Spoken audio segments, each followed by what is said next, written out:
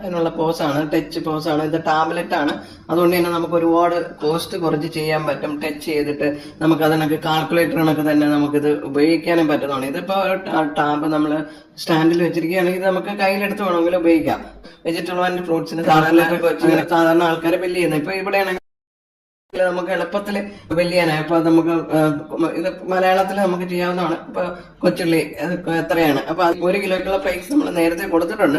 നമ്മളിപ്പോ ഇതിനിപ്പോ ഒരു 5 കിലോ ആണെന്നുണ്ടെങ്കിൽ 5 പ്രസ് ചെയ്താൽ 5 കിലോയ്ക്കുള്ള റേറ്റ് അവിടെ കാണിക്കും. അതിനൊക്കെ നമുക്ക് ക്യാപ്സിക്കം നമുക്ക് ഇതെടുത്ത് നമുക്കിപ്പോ ഇതൊരു ഗ്രാം കണക്കാണ് കൊടുക്കുന്നത്. അപ്പൊ അങ്ങനെയാണെന്നുണ്ടെങ്കിൽ നമുക്ക് പോയിന്റ് നമ്മളൊരു 200 ഗ്രാമാണ്, നമ്മളൊരു 20 ടൈപ്പ് ചെയ്തെടുത്ത് നമ്മൾ 200 ഗ്രാമിന്റെ റേറ്റ് നമുക്ക് അവിടെ ഓട്ടോമാറ്റിക് ആയിട്ട് വരും. അതിനൊക്കെ എത്ര വേണമെങ്കിലും നിങ്ങൾക്ക് കൊടുക്കാൻ പറ്റുന്നതാണ്. ഇപ്പൊ ബനാന, അപ്പൊ പഴം എത്രയാണ്, അപ്പൊ അതിന് നമുക്ക് വേണമെങ്കിൽ ഒരു 2 കിലോ ഫാസ്റ്റ് ആയിട്ട് നമുക്ക് 2 കിലോ നമ്മൾ അടിച്ചു കഴിഞ്ഞാൽ അത് വരും. അത് കണക്ക് നമുക്ക് ഇവിടെ ചാർജ് ചെയ്യാനുള്ള ഓപ്ഷൻ ഉണ്ട്. ചാർജ് എന്നുള്ളത് നമുക്ക് ബില്ല് ചെയ്യാനായിട്ടുള്ളതാണ്. അത് കണക്ക് ഇപ്പൊ കസ്റ്റമർ ഇപ്പൊ ഒരു 350 തന്നാൽ നമുക്ക് മൊത്തം 325 ആയി. ഇപ്പൊ ബാലൻസ് കൊടുക്കാനുള്ളത് അവിടെ കാണിക്കും.